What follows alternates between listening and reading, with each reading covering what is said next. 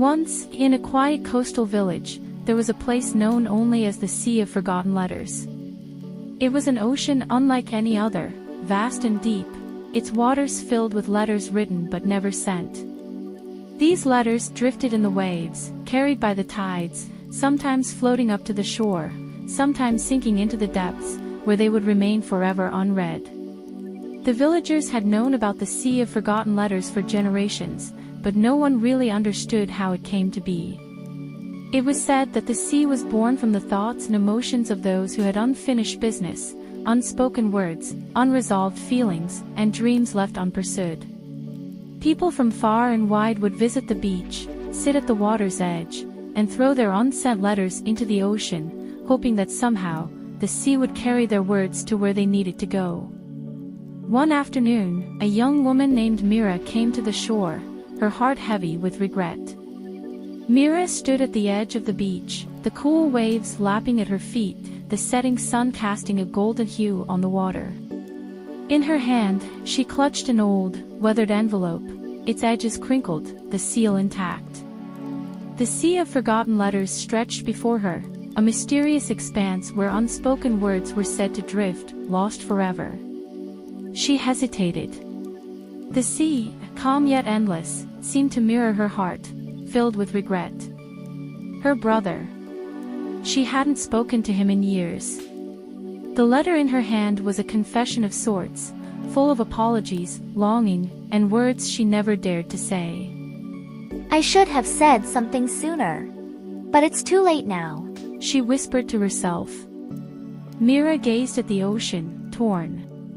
A part of her wanted to throw the letter into the sea, to send her words across the waves, hoping they would reach him. But doubt crept in. What if the sea never brings it to him? She thought. What if he doesn't even care anymore? Just as she stood on the brink of decision, an old man appeared beside her, weathered and wise, with a gentle smile. He was the keeper of the sea, known in the village for his quiet understanding of the ocean's mysteries. You've come to send your letter, he said softly, nodding at the envelope in her hands. The Sea of Forgotten Letters can be a powerful thing, but it doesn't always give the answers you expect. Mira wiped away a tear, startled by his sudden presence. But what if my brother never sees it? What if my words are lost in the waves forever? The old man chuckled, his eyes reflecting the ocean's depth. The sea doesn't need to carry your words for you, child. It's not about the destination. It's about what you release from your heart. Mira furrowed her brow. But how can it be enough to just speak the words to the sea? The old man patted a rock beside him. The Sea of Forgotten Letters holds the things we never said.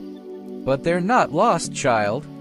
They wait like seeds until we're ready to understand them. It's not the sea that needs to hear your words. It's you! Confused, but intrigued, Mira sat beside him, still holding the letter. The sun dipped lower, casting long shadows on the sand. He continued, his voice steady. You've already said everything you need to say by writing that letter. Now, you must say it aloud, not to the sea, but to yourself. Mira closed her eyes, the weight of his words sinking in. With trembling hands, she unfolded the letter and began to read aloud. The words spilled from her mouth, soft at first, but growing with strength as she poured out all the things she'd never said. Regret, love, sorrow. She spoke of the distance between her and her brother, of the apologies she'd never given, the love she'd never shown. By the time she finished reading, her voice was steady, and the burden in her chest had lightened. She looked out at the sea, but this time, there was no fear in her eyes. She wasn't sending the letter out to be lost in the waves, she had already let go of its weight in her heart. I'm sorry. I hope you can forgive me, wherever you are, she whispered, her voice carried softly by the wind. The old man smiled gently. The sea will always be here waiting. But remember, the time to speak is now, not tomorrow. The words you leave unsaid will stay with you until you finally speak them. Mira nodded. The weight had lifted. She stood, holding the letter no longer with the desire to throw it away, but with a quiet acceptance. She turned away from the sea, feeling a new sense of peace and resolve. Her step was firmer now, confident, as if she had just made peace with the past and was ready to move forward. As she walked away from the water, the old man's voice drifted behind her. Let the sea carry your words, child. But never forget, it is you who must speak them first. Mira paused, glancing back at the ocean one last time. She didn't need the sea to carry her words. She had already spoken them. And that was enough. The sea stretched before her, endless, mysterious, but now, less frightening. The letters on its surface floated gently, each one waiting to be heard when the time was right. Mira. Sometimes, we wait for the perfect moment to speak, thinking our words will only matter when they reach the right person at the right time.